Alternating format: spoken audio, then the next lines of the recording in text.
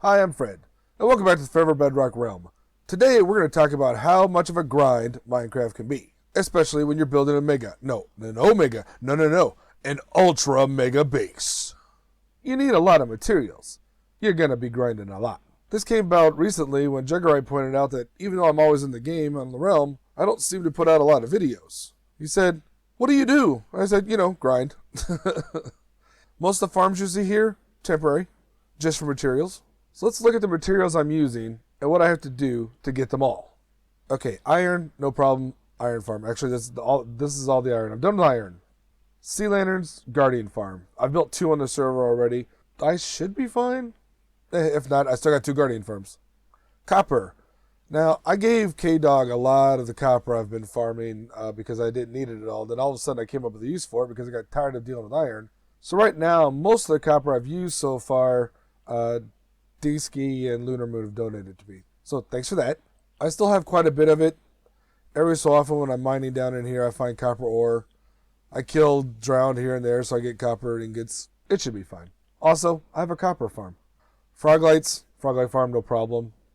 Crying Obsidian. When I finally find a use for it where the light doesn't matter, it's really hard to find. Because you get maybe 3 or 4 pieces out of a ruined portal, if you can find them, and I haven't already taken them. So that's pretty much piglin bartering. Purple terracotta. I don't have a clay farm. Oh wait, I do have a clay farm. It's easier to mine a mesa. Purple concrete. I get a lot of gravel from trading with the piglins. Sand I'm actually getting from the ground down here, although I still have a lot of sand too. Wool, sheep farm. This is probably the biggest mistake. Amethyst blocks. There's several geodes available for, breaking out in the realm, but none of them are anywhere near here. I'm hoping to find one by digging down eventually, because as I said, they're everywhere. Purple glass. For glass, I actually trade with librarians, so that's been pretty easy. I've got an emerald farm and the raid farm. Clear glass. That's pretty much it for building materials. So I've got all these farms. Easy, right? Well, not so much. Purple dye. I need in abundance. So I set up a cornflower farm. Like I said, this is a temporary farm, but it works just fine. I have the fish farm here, and this is a permanent spot for this, unless I decide I want to move it. I got this for black dye and also for bone meal. Oh, and I'll trade the fish away for more emeralds. Crate flour, break flour, pick up flour. Easy. Poppies for the red. Iron farm. Okay, sheep for the wool. At first I just had a platform out here with 16 purple sheep, but I would periodically harvest them. I should say shear them. Then I got bored with that and realized that I needed a lot more. So I set up a quick and easy wool farm here, just with a few of them. What's funny here is that I only had planned on putting 5 in here. But all these fools that get stuck in here for no apparent reason, the shears hit them too. So it's actually better rates than I would expect. So the first step to grinding is to dig out a bunch of stuff. Well, that's not true. The first step to grinding is to remove a bunch of water. Basically, I do this just by splitting off into 4, drop a bunch of gravel down, using sponges to collect the water, break down the walls, move on to the next section. You see that present down there? There's one over here too. It is a conduit. This is very helpful when you're down here trying to remove water, break down some of the sand down here. You still get attacked occasionally when you're trying to build these walls, but it's fine. So part of the grind is removing water. Part of the grind is breaking this down. I've got this chunk all the way down to the bottom.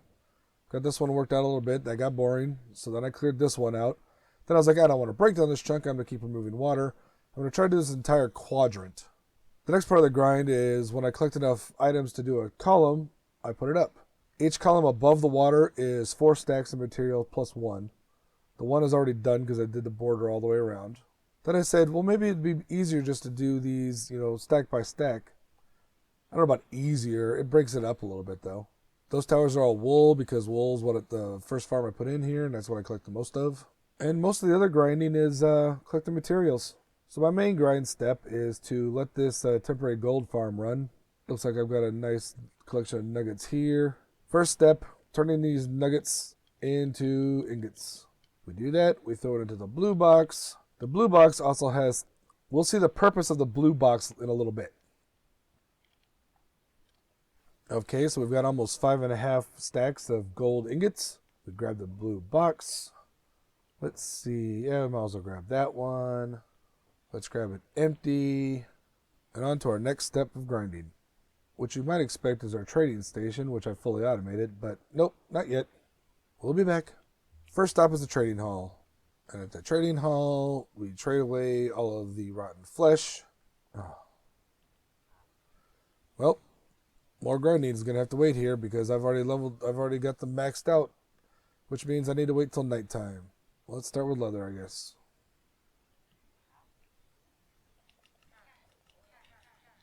Oh, that was fun. Usually it takes about 2 Minecraft days to kind of go through all of the trading that I need to do in this trading hall. I often go to a different one as well. Nighttime is almost here. Now I have to walk down the long hallway to get to the bed. That's way over here so we don't break the trading hall. I am in the first basement, I want to say, of Deeski's castle. There's many sub-basements below. A lot of times I'll just spam it here a few times. Okay, and if I've got a lot of stuff to trade after I sleep, I'll rock it down here just to give myself a few extra seconds. Is it pointless? Absolutely. Do I still do it? Absolutely. Now I've collected my emeralds, so I'll go around to all of the librarians that sell glass and buy a bunch of glass. Okay, I still have emeralds. I've run out of villagers to trade with, and I don't feel like hanging around for an extra 5 minutes. So we go do the same thing at my iron farm. I never have a problem paying full or selling rotten flesh at full price because I collect so much of it, I just want it gone. More emeralds for more glass. Alright, all out of emeralds. I could probably find a few emeralds around here if I needed to. Okay, so that step got rid of a bunch of rotten flesh and gained us some glass. The next step will give us a few more gold, copper, and iron.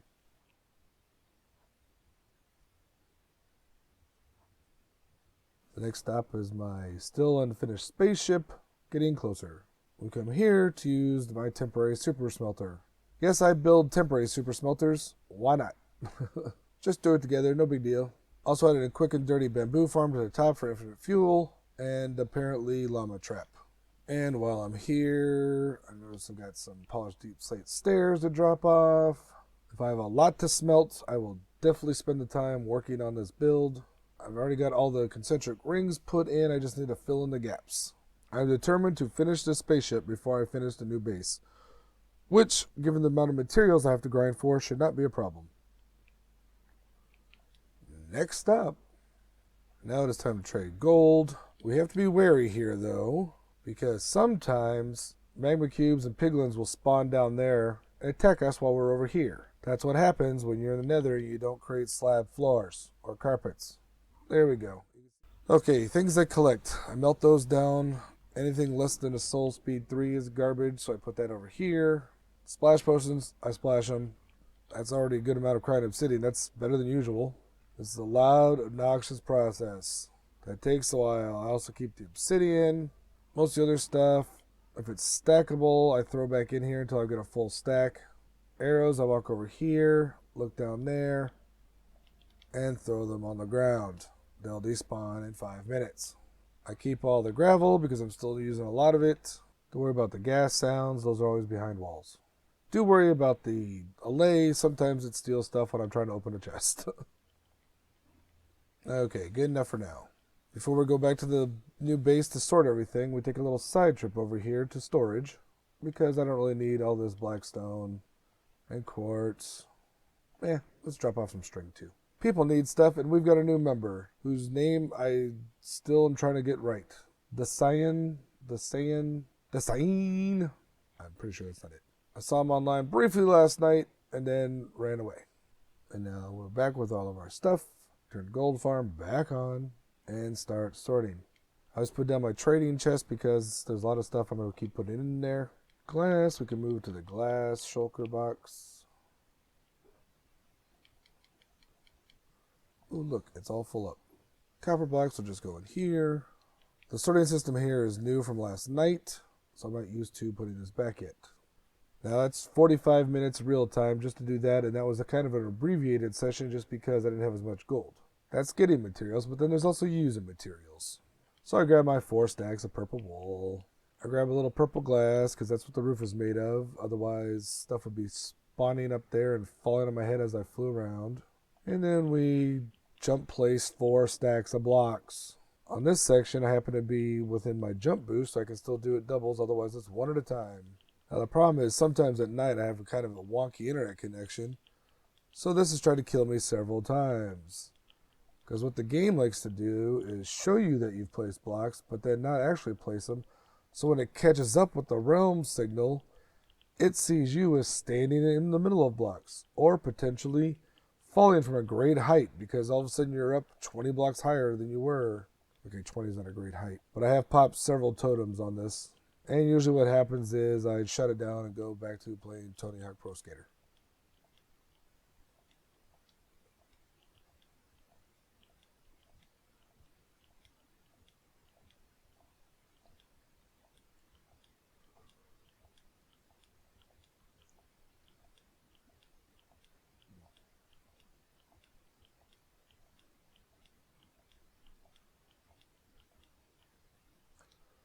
$3.19, we switch to glass.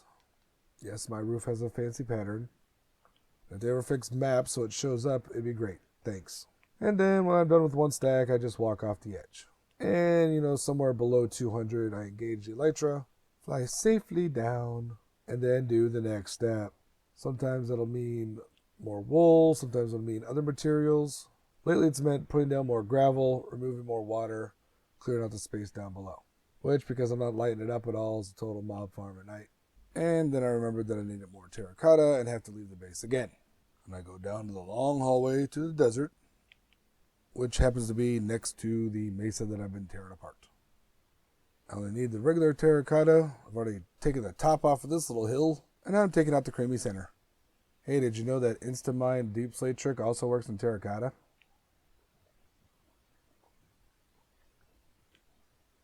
As long as you don't move away from it.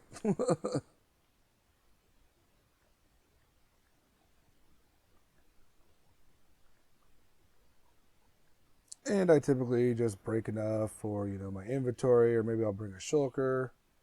Kind of depends on whether or not I want to bother with putting out of bed and sleeping. Just over 4 snacks? Just over 4 stacks. Good enough for now. Normally I dig for a little bit longer. And I swing by the home base to get purple dye to make purple terracotta because I forgot to grab it on the way out. And then back to the super smelter. Really wish I'd remembered that earlier. Might as well put in some of these while I'm at it. Okay, so getting resources is only part of the grind. The next part of the grind is using them. So we dive under here and make sure there's no drowned about to shoot us in the booty. Oh, there's one. And of course there's one over there. Now you can see I've already taken out the sand underneath where we're going to be placing our blocks. Now with these blocks, of course, I want to make it more complicated for myself, so I've been doing a little twist. Not every time, but usually every time. Sometimes it's by 2. If I get messed up, I don't really care. Wandering villagers really are the worst. And as I mentioned before, the next bit of grind is getting rid of all this water. I will say I remember this being a lot worse than it has been this time. Maybe I'm just older and more mature. Maybe I'm just more tired and not paying attention. It's hard to say. And once we have a section cordoned off, we can throw in sponge and just remove all the water. And at this point, you can fly out or you can just know where you are. And I've been wrong once or twice, but mostly I've gotten it right. Giant holes in the ocean floor make this a little less pleasant, but you can work around them. And then sometimes we have to stop to take care of slimes and this slime chunk that's here, or leap off the side. Hey, look, we're finally low enough for the beams to show up. Earlier I alluded to needing black dye, and that's because I'm using black glass to fill in this floor. Mobs can't spawn on bedrock and they can't spawn on glass. What I haven't figured out yet is how I'm going to cram in as many farms as possible so they don't interfere with each other, and they mostly work if I'm in the center, even if I have to go up or down a few 100 blocks. And after all of that, we go back and see that our gold farm is already filled up. We're running out of room for the rotten flesh, so So it's time to start the entire process all over again. And that is how I spend my time when I'm not on the realm, interacting with my friends and doing cool builds. Could have gotten the same effect with a bunch of nether portals. But then I need a bunch of obsidian, and that just means going to the end and respawning the dragon and tearing down the towers till they're all gone and respawn the dragon again so they regenerate. No one got time for that. Ooh, they all mad. They're all in their tower going, gee, I wonder what he's doing over there. That looks really large, and I think it's going to dwarf our little tower here. I thought it was big, but no, compared to that one, this is a tiny little tower. I'm feeling quite inadequate to myself now, I gotta admit. Thank you all for watching. Be sure to check out the rest of the Forever Bedrockers. Links are in the description. Show me what your big base looks like. Join our Discord. Upload some pictures. And if you like this giant project, watch this video where I started working on my ship. I swear I'll finish it any second now. I'll talk to y'all later.